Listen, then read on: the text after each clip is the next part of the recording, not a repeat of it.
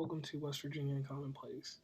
Today I'm going to talk about a little bit more about me because everybody's got stories and things about themselves that keep you very interested in them. And today I'm just going to talk about like something that like sat really near and dear to me. I did one episode earlier, and it was about Michelle.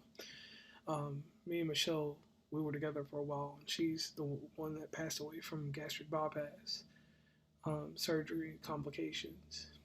And with everything that happened, I didn't get to say goodbye like I wanted to. I didn't get to say goodbye um, because of my travels. And it's been over 2 years now.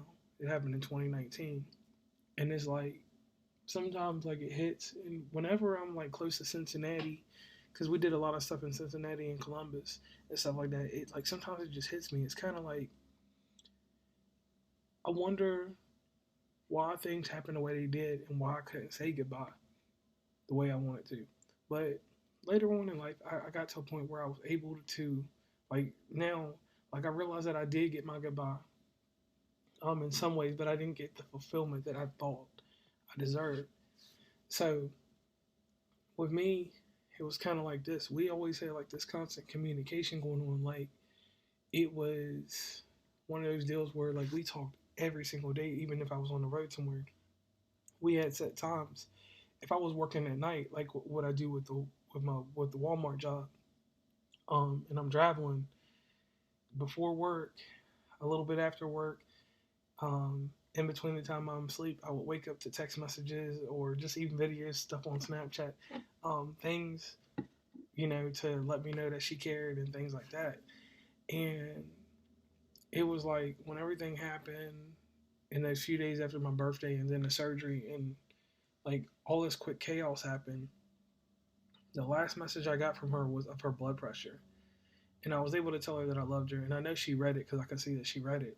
And then a little bit after that, she lost consciousness and she left. They took her off, her mom and them took her off life support that Monday. And she passed away a little bit later. But I knew to me in my heart on Friday, she was gone after Friday because I didn't get any more responses, or anything like that. And like from that sorrow, it's weird. Like I'm no kind of medical person or anything crazy like that, but it just seemed like the more and more I went out in the world and started helping people and doing things, like I started feeling better. And my grief process inside of this was like this. It was real simple. I just got hard into my podcast and I got hard into helping people. And I had the great support of Stacy, Steve, Daryl, and all these people um, that just brought me up and made me into a better person. And with that, it was just like, man, how do I grieve this person when all this stuff happened so fast? Like one day everything was fine, we had a life planned, and then just bam, that quick everything was changed. Everything went to a different. I had to go to a whole nother plan in life, and I was grateful that the steps that I took in life and the connections I make with people and the impressions that I've made on people, it worked out to where I had a great support system because nobody ever left me alone. And I wonder about that because I know what I do for people later on down the road because people explain to me like I never left them alone. Like I always made sure I constantly took care of them, but I never knew in my life that people would take the time to just embrace me and be like, hey, it's all right. Take your time, love yourself, get yourself right, get everything right. So I stopped everything. Like on that day when that happened in July, I stopped. I went to work that night. They told me to stay home. They told me not to even come in, but I was like, I gotta be here because she wouldn't want me to stop what I'm doing.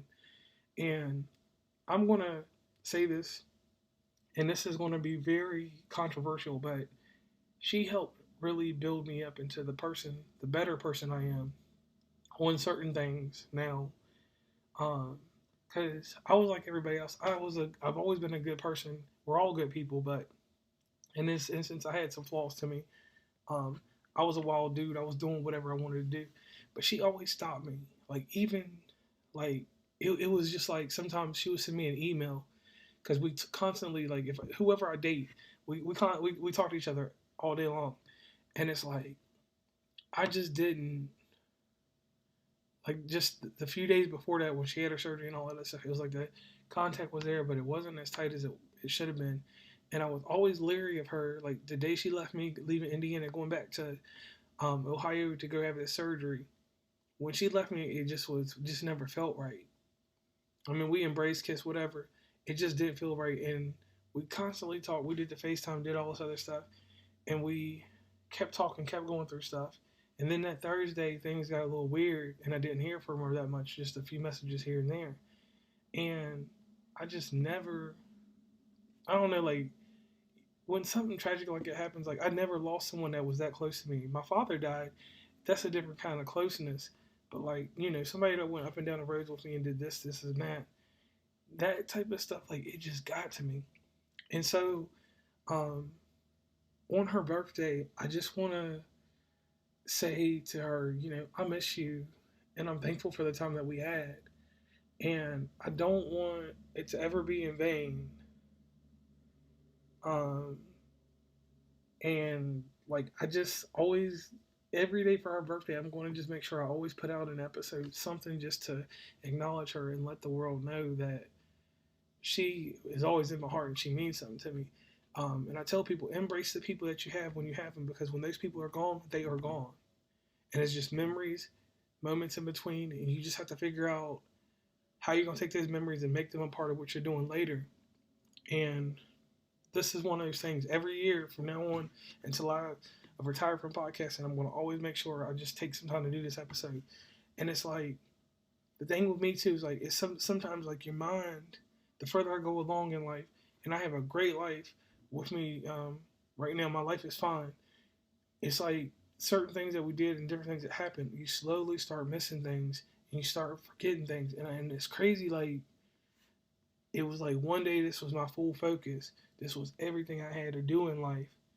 And then a day later, I had to change things up. I had to get things to a certain level and get myself in a position to where I could move on and be strong for everybody around me and everybody that, stays with me and does everything with me.